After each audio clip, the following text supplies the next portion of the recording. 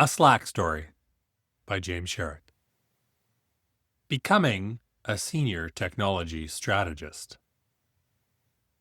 Making up the job as we went. Being the Slack man. Fumbling towards legitimacy. Let's start with the basics. Maybe you are and maybe you aren't thinking what I was thinking as I started my fifth job at Slack. So here it is in either case. A Senior Technology Strategist? Is that a real job? It doesn't sound like a real job. When I first found out about my new title, it sounded pretty soft and nebulous. A bit like a brand ambassador or an influencer. Pretty bumpy and frothy. The job title equivalent of too many pillows on the bed. A symptom of the times of zero interest rates and easy money for startups. Not essential like engineering or sales or HR or marketing. A luxury and an indulgence. Probably the first to get cut in any downturn. At the same time, since it all felt pretty undefined, the job presented itself as open for me to define what it meant. Through intention, then action, then results. No one else at Slack was a strategist or had ever been before me. Hardly anyone else knew what to do with my job, with the possible exception of my boss, Marnie. So I realized I got to figure out what it meant to do the job and put my name on it. That sounded fortunate and familiar because it's pretty much the same as I'd done with all four of my prior jobs at Slack. No one had done marketing before me at Slack. No one had done sales. No one had been a sales manager. No one had opened a new office. So this new job linked up to the chain of my prior jobs as one I had to figure out as I did it. And when I put it that way to myself, everything felt more substantial and promising. And I felt pretty keen to get started. Making up the job. At the start, the job focused on executive briefings with some public speaking sprinkled in. I introduced the job and team and Marnie in Meet the New Boss. That hybrid job I had started lived in a specific time and place, in Dublin and Europe, before we relocated back to North America. Then, once we'd landed back in Vancouver, I got started on the intended job. It's the job I did for the longest at Slack, and it's the last job I did at Slack. And as I did the job, I found out what it could be. The job grew. By the end of the first year, the job had become like a portfolio of activities, all focused on moving ahead conversations about Slack. Those conversations converged into three types of work. 1. Executive Briefing Center, EBC engagements.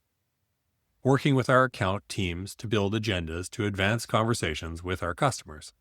This was about 50% of my job. 2. Investor and partner engagements. Working with our investors like Andreessen Horowitz, A16Z, Google Ventures and SoftBank, and our partners like ThoughtWorks, Bain, and Accenture to introduce Slack to prospective new customers. This was about 20% of my job. 3. Innovation tours. Working with professional education providers, embassies, chambers of commerce, and government teams to host visits to Slack for their touring groups and introduce them to Slack's culture. This was about 30% of my job. I'll spend a bit more time in the next few posts unpacking each of these three kinds of work, because I think they offer their own lessons about where Slack existed at the time in its development, how business worked behind the scenes, and what software companies can do to grow.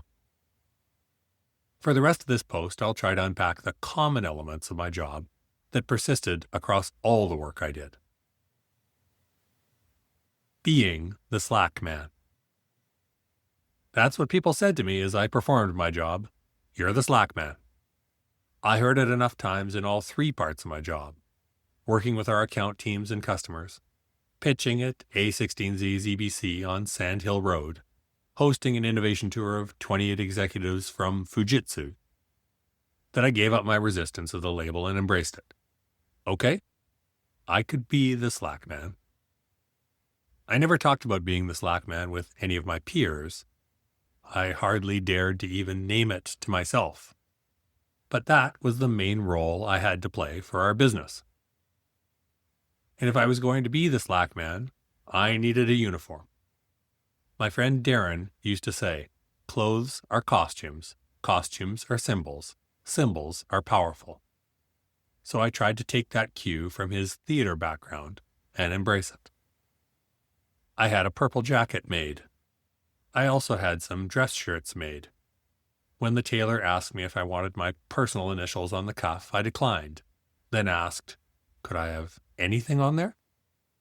Anything that's 3 letters, I learned. I had OMG embroidered to peek out and remind me to keep my sense of wonder. I wore my Slack socks. Wearing a uniform made packing simple for all the travel I had to do as the Slack man, and I was into that kind of simplicity. I stayed at the same hotels if I could. They had good locations, reliable beds, and decent gyms. I ate at the same restaurants.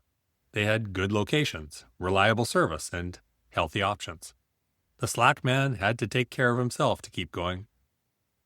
The thing I never anticipated about business travel is just how much time you end up spending on your own. You have to get good with your own company because you spend a lot of time alone. I started to collect and read the new editions of the 75 Maigret mysteries from Compass Books at SFO. I passed through with enough frequency I could order them and pick them up within a week or two. One of the best parts of Slackman life on the road proved to be the chance to explore the destinations. In London, I had established a habit of walking from the office to my hotel each night. As I kept exploring cities, I found reservations for one at restaurants simple to get. Anywhere had a single seat for me, and I had my book for company. I know I've used this metaphor before, but it's perfect here as well. The Slack man life felt like I was a stone skipping across the surface of water, of work, of Slack. I had a traveling identity as the Slack man. I had a home identity back in Vancouver. I kept on keeping on. On the road, I got to connect with specific customers with their account teams. I got to work with our executive team and set them up to succeed with customers. I got to represent Slack to the outside world in small gatherings. I trained myself to say process, as the Americans say it, instead of process, as Canadians do. The Slack man had to blend in and not offer any reasons for suspicion or foreignness. Sometimes our goals were best served with me back of house, formatting the data of guest lists to get badges printed, or updating a CRM, or coaching account teams to narrow their agenda, to prompt an executive for a specific, strong talk track, give them stories of other accounts they could learn from.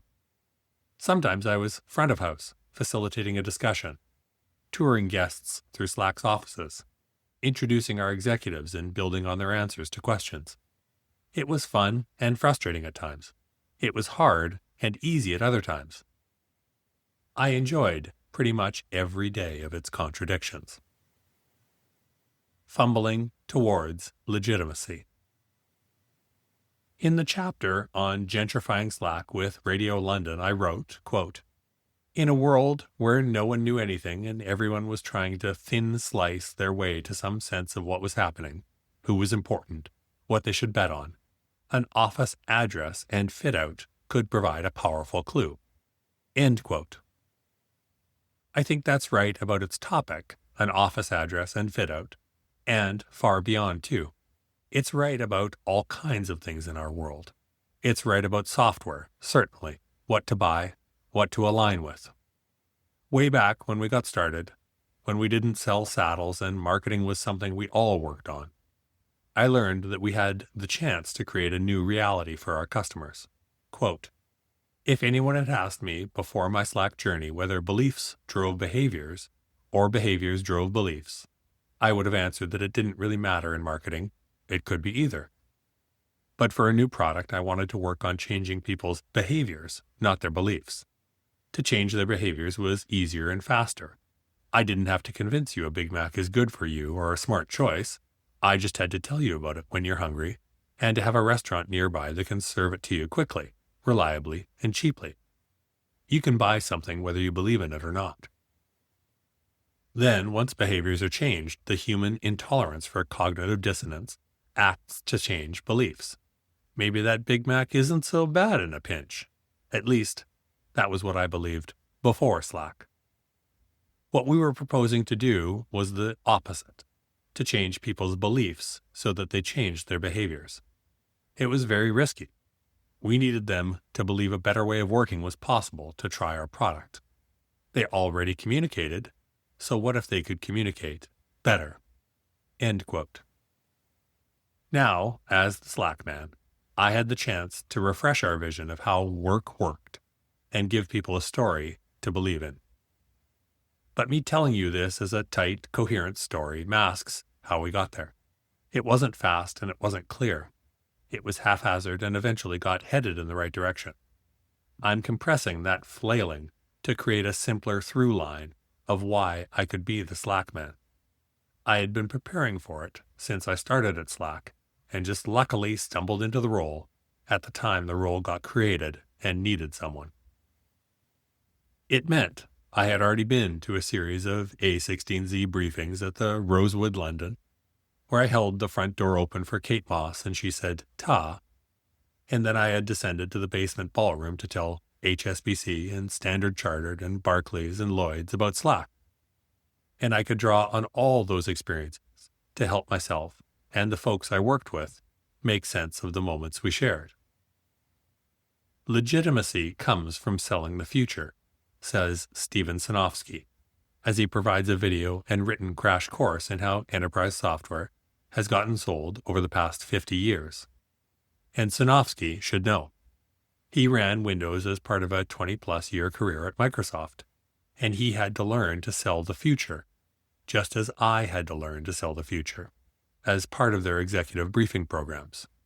Quote, Microsoft had an executive briefing center where we would host CIOs all day, and all the Microsoft product people would give talks to convince these buyers that you had a strategy and a master plan. I went to the first one of these meetings, and I remember thinking, this is the dumbest thing I've ever been to. Because I came in ready to do a big demo and talk about the product. Here's Office 97, it's great. And all they wanted to hear was my 10-year plan. And here's the best part. You get rated for your presentation. And I got crappy ratings. Steve Ballmer, who was running the enterprise sales force, told me point blank, this cannot happen. This was a hard lesson to learn. Because, as the person who shipped the product, all you can think about is this mountain you just climbed to make that moment, and that demo, and that feature possible. But all they want to hear is, what is word processing going to be in 10 years? End quote. So what was Slack's vision of how people communicated in 10 years? That's what we needed to figure out, and that's the question I, and many more amazing people, would spend the rest of my Slack career working on. Up next, briefing the executives. Running the EBCs, finding a vision/reality balance, selling a future through the roadmap. Thank you very much.